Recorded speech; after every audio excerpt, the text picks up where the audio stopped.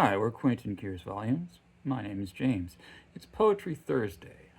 I think I missed last week, so I'm going to read a couple of poems to you. I was watching a book chat with Pat this morning, and she did a video on Billy Collins. You may be surprised to know I have 4 Billy Collins books in my collection. I find them I think I found them all at thrift stores. But, yeah. I've even got one in my car. Anyway, Billy Collins. He's good. How is he so good? You know, if you open up at random, it's going to be pretty good. Anyway, so this one that I have here is called Sailing Alone Around the Room. It's a new and selected volume, so it has a selection. And I'm going to read a couple of poems from the new poems part. The first one, I think Pat probably read this. I have a feeling that I heard Pat read this on her channel at one time recently, but since I've got my little friend Louise here with me, I'm going to read the poem Dharma. The way the dog trots out the front door every morning without a hat or an umbrella, without any money or the keys to her doghouse, never fails to fill the saucer of my heart with milky admiration. Who provides a finer example of a life without encumbrance? Thoreau in his curtainless hut with a single plate, a single spoon? Gandhi with his staff and his holy diapers? Off she goes into the material world with nothing but her brown coat and her modest blue collar, following only her wet nose, the twin portals of her steady breathing, followed only by the plume of her tail. If only she did not shove the cat aside every morning and eat all his food, what a model of self-containment she would be. What a paragon of earthly detachment. If only she were not so eager for a rub behind the ears, so acrobatic in her welcomes. If only I were not her god. I don't think that Louise views me as her god, but she's a very good girl. She's too smart to see me as a god.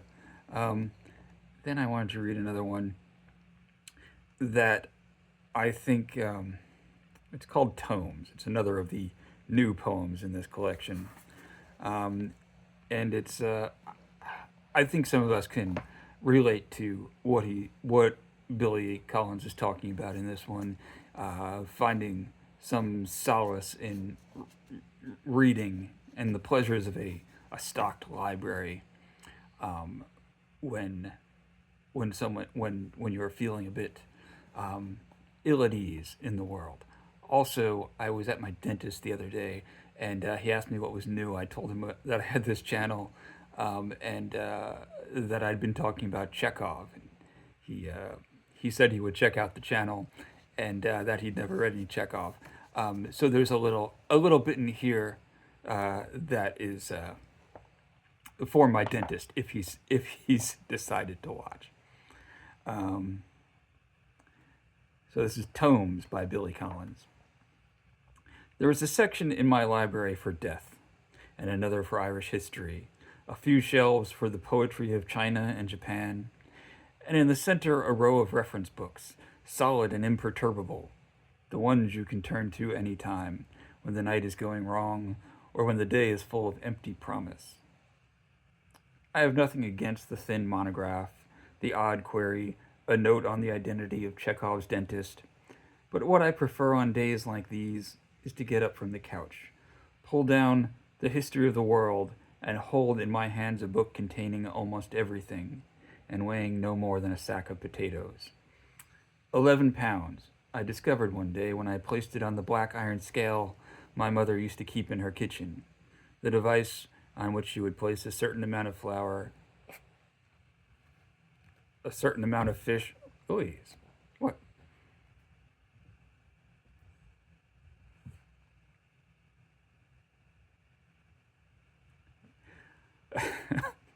Open flat on my lap under a halo of lamplight, a book like this always has a way of soothing the nerves, quieting the riotous surf of information that foams around my waist, even though it never mentions the silent labors of the poor, the daydreams of grocers and tailors, or the faces of men and women alone in single rooms, even though it never mentions my mother, now that I think of her again, who only last year rolled off the edge of the earth in her electric bed, in her smooth pink nightgown, the bones of her fingers interlocked, her sunken eyes staring upward beyond all knowledge, beyond the tiny figures of history, some in uniform, some not, marching onto the pages of this incredibly heavy book.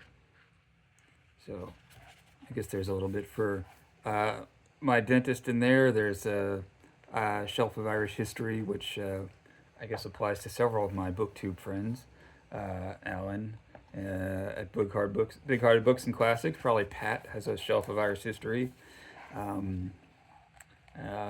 Old Man Donahue, no doubt, has plenty of Irish history. The poetry of China and Japan.